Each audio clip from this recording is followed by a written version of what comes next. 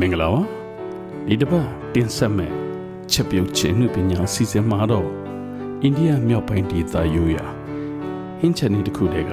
ပဲမဆလာဟင်းချက်နီပဲဖြစ်ပါတယ်ခင်ဗျာဒေသရိုးရာဟင်းချက်ဒီမှာတော့ရတာပုံသဏ္ဍာန်မတူတဲ့ပဲမျိုးစား၃မျိုးကိုဟာမိုနီကြကြပေါင်းစပ်မှာဖြစ်ပါတယ်ခက်ချမ်းချမ်းနဲ့ခပ်ဖွယ်ဖွယ်ရတာပြီးတဲ့ကလပဲချမ်းနှစ်ဆနူးညံ့နဲ့ရတာပြီးတဲ့ပေးနီလေးနဲ့ပဲစာဦးပဲတဆစီကိုဒီနဲ့တန်းဆင်ပြီးတဲ့နောက်မှာပရက်ရှာကိုကတဲ့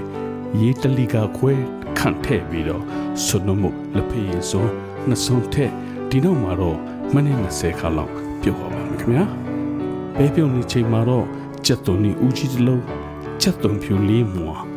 ဂျင်းတလမခန့်နဲ့ခရမ်းညင်သည်ဦးကြီးတစ်လုံးခန့်ကိုလှီချုပ်ပြင်ဆင်လာရပါမယ်ပြုတ်ထားတဲ့ပဲချက်ပြဆိုရင်တော့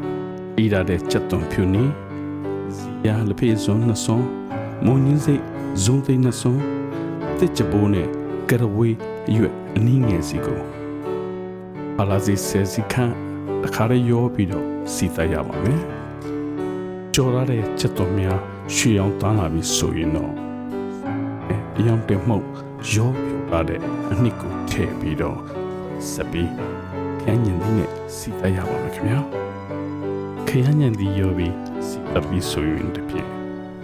အပါလီထားတဲ့နန်းနန်းမင်းရွက်အနည်းငယ်နဲ့ဂရမ်မစလာလက်ဖေးရစုံသုံးစုံလောက်ကိုထည့်ပြီးခရမ်းညင်သည်ပျော်သွားအောင်မှုေပေးရပါမယ်ခရမ်းညင်သည်ပျော်တဲ့အခါမှာတော့ခုနကပြုတ်ထားတဲ့ပဲသုံးမျိုးအယောစပွဲတင်စွန်းခွဲလောင်းနဲ့ပဲဟင်းရီဆူလာတဲ့အထိမိ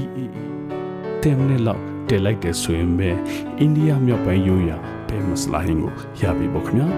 ဒီပဲမစလာဟင်းကိုတော့ထမင်းပူရီတူရှီနံပြားအဆရှိတဲ့ချိုင်းနေတဲ့ရတွေနဲ့မိဖက်စားသုံးနိုင်မှာကြောင်းတင်ဆက်လိုက်ရပါတယ်ခင်ဗျာ